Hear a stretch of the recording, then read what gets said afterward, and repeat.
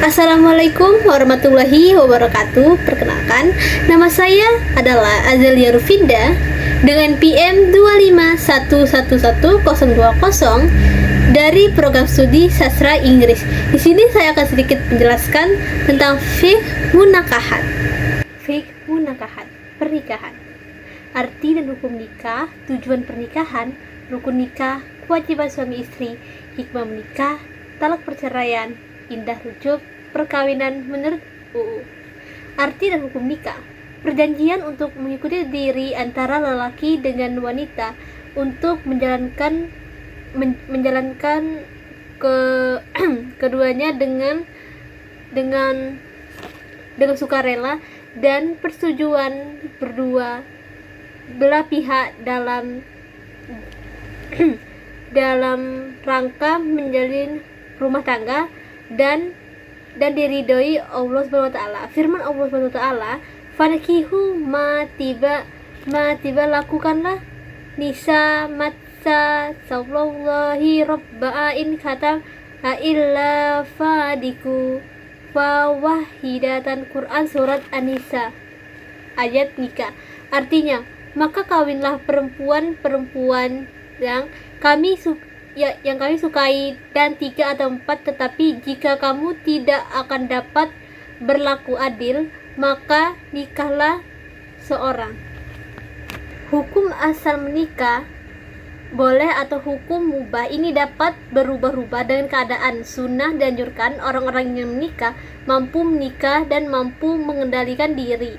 Wajib diharuskan orang ingin menikah mampu menikah, ia khawatir berbuat zina.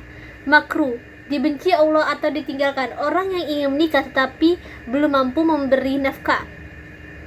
Mengapa harus menikah? Firman Allah Taala, "Wa min ayatihil an khalaqatakum min anfusikum azwajan litaskunu ila wa ja'ala bainakum mawaddatu wa rahmata fi dzalika ayatil Kuwainliya tafakun." Quran surat Ar-Rum ayat 2.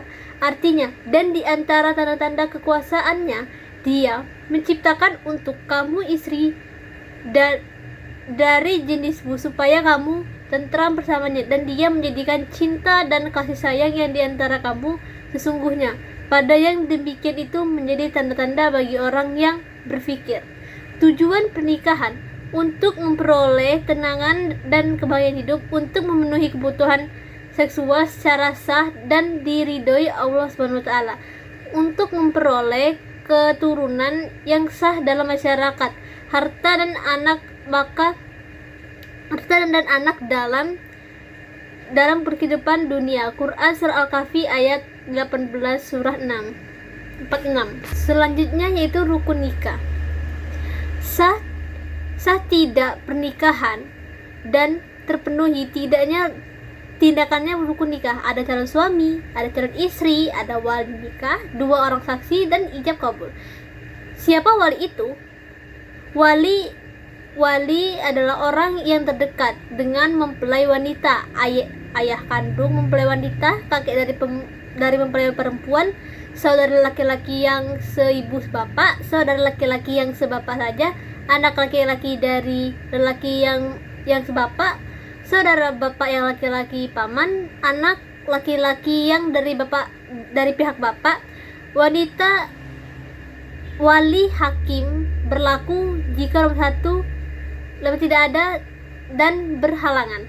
Jika kamu jadi wali saksi, syarat ayah wali atau saksi wali: Islam, laki-laki, baligh, sudah berumur minimal 15 tahun, berakal sehat. Selanjutnya yaitu ijab kabul nikah. Ijab adalah ucapan wali mempelai wanita yang sedang menikah. Kabul adalah jawaban mempelai laki-laki ketika menerima pernikahannya. Syaratnya ijab kabul dilakukan dalam satu majlis. Ijab kabul tidak boleh mengandung persyaratan, khiyar syarat. Ijab kabul itu dilakukan dengan jelas, mudah, dan tunai langsung saat itu. Yang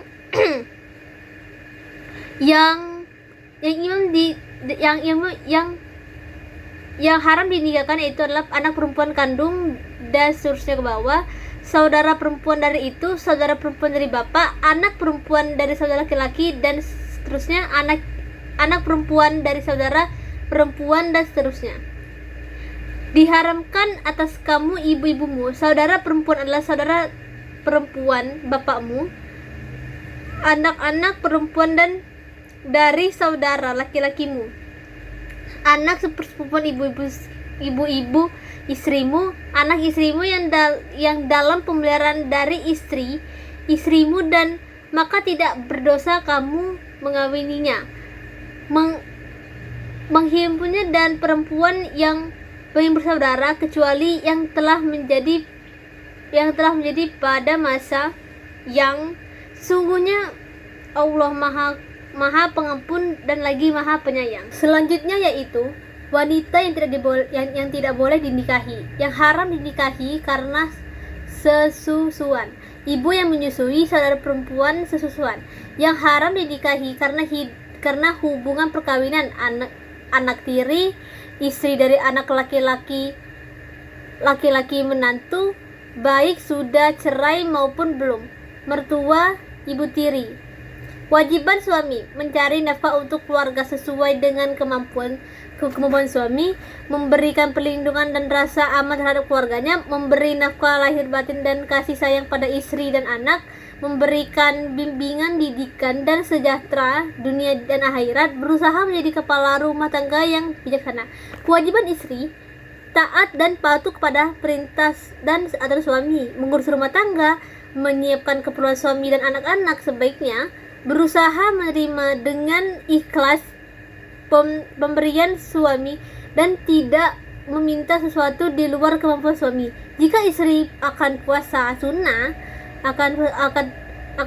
harus ada izin dari suami, menjaga kehormatan dirinya, berusaha untuk tampil cantik dan menyenangkan di depan suami, menjaga rahasia suami dan harta suami, dan mengasuh, mendidik, dan memberikan kasih sayang kepada anak. Selanjutnya yaitu hikmah menikahi.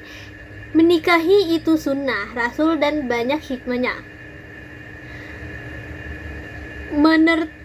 Menenteramkan batin, pikiran jernih, semangat bekerja tinggi, istiqomah dan menambah khusyuk dalam ibadah, dan menjauhkan diri dari perbuatan syaitan, menjauhkan diri dari perbuatan maksiat, memperluas tali silaturahmi, dan melahirkan generasi penerus Islam, anak yang saleh, dan mendoakan kedua orang tuanya. Hikmah menikah. Hikmah pernikahan bagi yang menjalannya menyelamatkan diri dari penyalahgunaan nafsu seksual sebagai wadah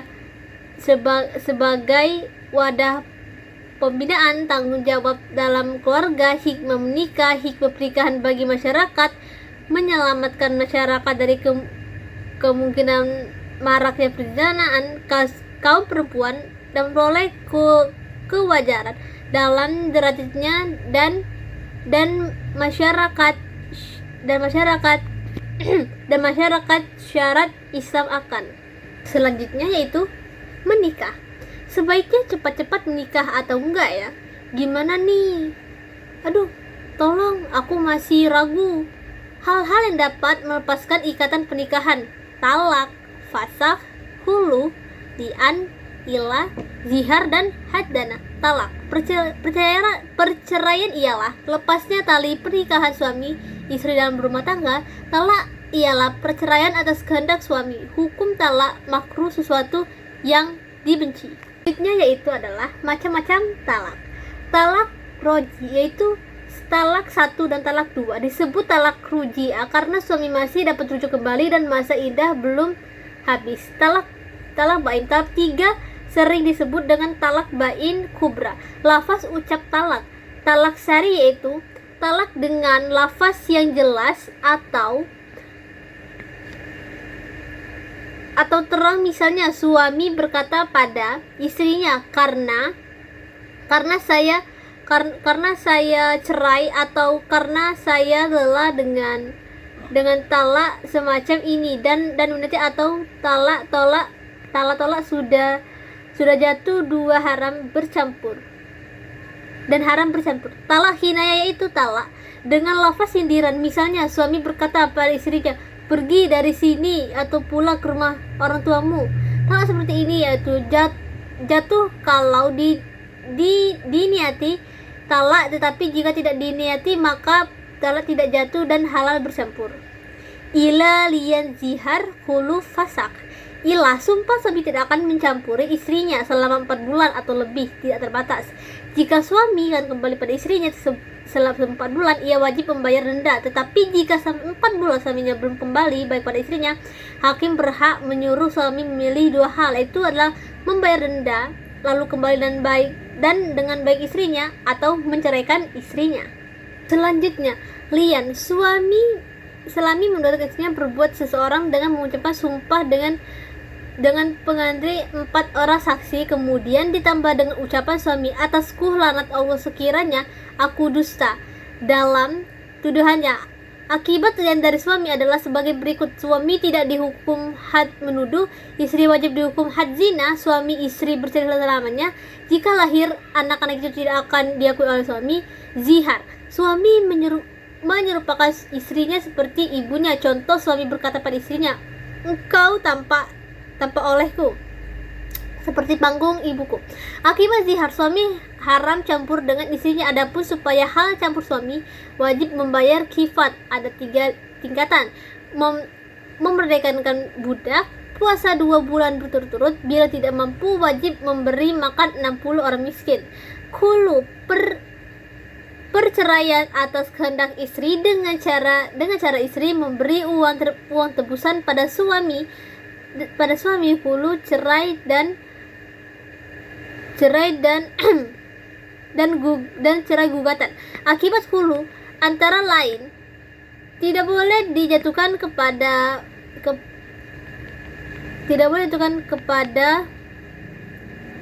atau orang lain tempat dicampuri sekiranya tidak dan tutur atau diantaranya indah dan kaum halal. Selanjutnya yaitu fasak, rusaknya dan pernikahan karena sebab-sebab tertentu. Perceraian atas kehendak hakim atau talak yang ditentukan oleh hakim pengadilan agama. Sebab-sebab terjadinya fasak antara lain: suami istri ternyata masih murim, suami gila, suami tidak mampu memberikan nafkah, suami pergi atau hilang. Hadana, merawat mendidik anak-anak yang belum dapat mengurusi diri sendiri. Jika terjadi perceraian, suami dan istri punya anak yang belum muyais, maka istri yang berhak merawat anak tersebut sampai ia mengerti, sedangkan biaya perawatan pendidikan dan ditanggung oleh bapaknya. Kalau anak sudah mengerti dan diserahkan kepada yang terbaik, yang lebih pantas, bapaknya atau ibunya. Iddah adalah masa menunggu bagi seorang istri janda atau janda setelah terjadi perceraian. Tujuan masa iddah yaitu memberikan kesempatan berpikir pada keduanya untuk melanjutkan perceraian atau rujuk, untuk mengetahui keadaan istri atau janda hamil, untuk tidak sebab kalau hamil masa iddahnya diperpanjang sampai dengan kelahiran anak dan kering darah sehabis melahirkan. Dan yang terakhir adalah hak istri pada masa iddah. Bagi istri atau janda yang ditalak rajiyah, maka mereka berhak mendapatkan tempat pakaian dan nafkah pangan. Bagi istri janda yang ditalak bain, mereka hanya berhak mendapat tinggal. Masa iddah mereka tidak mendapat nafkah karena sudah mendapat warisan dari almarhum. Begitu pula janda dalam sama sudah jaga hidayah dan mendapatkan nafkah. Selanjutnya itu adalah rujuk. Rujuk adalah kembalinya suami kepada bekas istrinya pada waktu masa iddah belum habis. Hukum rujuk mubah atau boleh dan dapat berubah sesuai dengan keadaan. Wajib itu bagi suami mempunyai istri lebih dari 1 dan belum berlaku adil antara istrinya. Makruh yaitu jika rujuk atau keadaan menjadi buruk. Haram yaitu jika dengan rujuk istri menjadi menderita. Selanjutnya yaitu rujuk. Istri sudah pernah dicampuri. Yang dapat rujuk istri yang ditalak masa iddahnya belum habis Istri yang dirujuk tertentu jika suami menjatuhkan talak pada beberapa istrinya yang dirujuk hanya satu, maka rujuklah 3 sah. Lafal rujuk harus dengan lafal yang jelas satu sindiran. Baik, saya akhiri dengan wabillahi taufiq wal hidayah. Wassalamualaikum warahmatullahi wabarakatuh.